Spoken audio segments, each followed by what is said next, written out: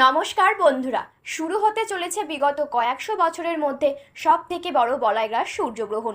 এই গ্রহণটি 2024 সালের দ্বিতীয়তম বলয়গ্রাস সূর্যগ্রহণ। দিনের বেলাতেই কিন্তু নেমে আসবে রাত্রির মতো অন্ধকার। জ্যোতিষ শাস্ত্র মতে সূর্যগ্রহণ বা চন্দ্রগ্রহণকে অশুভ বলে মনে করা হয়, কারণ গ্রহণের সময় অশুভ শক্তি জেগে ওঠে। ফলে বিভিন্ন জাতক জাতিকাদের মধ্যে খারাপ প্রভাব এবং ভালো প্রভাব উভয়ই লক্ষ্য করা যায়। এই সময় গর্ভবতী মহিলা এবং শিশুদেরকে অন্তত সুরক্ষিত থাকতে বলা হয়। খালি চোখে সূর্যগ্রহণ দেখা অন্তত ক্ষতিকর। এর পাশাপাশি জ্যোতিষশাস্ত্র মতে গ্রহণের সূতককালে কিছু কাজ তথা আচরণ সম্পূর্ণ বর্জনীয়।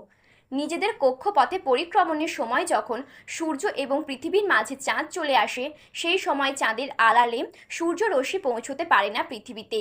এই মহাজাগতিক অবস্থানের জন্যই সূর্যগ্রহণ হয়। সব সময় অমাবস্যা তিথিতেই সূর্যগ্রহণ হয়ে থাকে। এ বছরের প্রথম সূর্যগ্রহণ হয়েছিল 8ই এপ্রিল এবং এ বছরের দ্বিতীয় সূর্যগ্রহণ হবে 2রা অক্টোবর।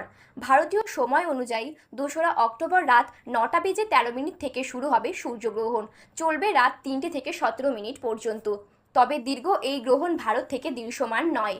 আর্কটিক অংশ Argentina, Fiji, Chile, Peru, Brazil, New Zealand, আটলান্টিকা, প্রশান্ত মহাসাগর, দক্ষিণ আমেরিকা বিস্তীর্ণ অংশ জুড়ে এই গ্রহণটি দেখা যাবে।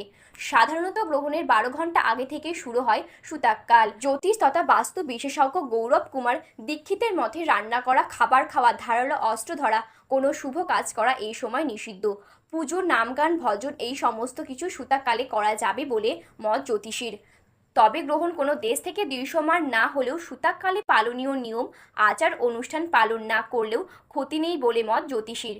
তো এই ছিল আজকের গ্রহণ সম্পর্কে বিস্তারিত খবর।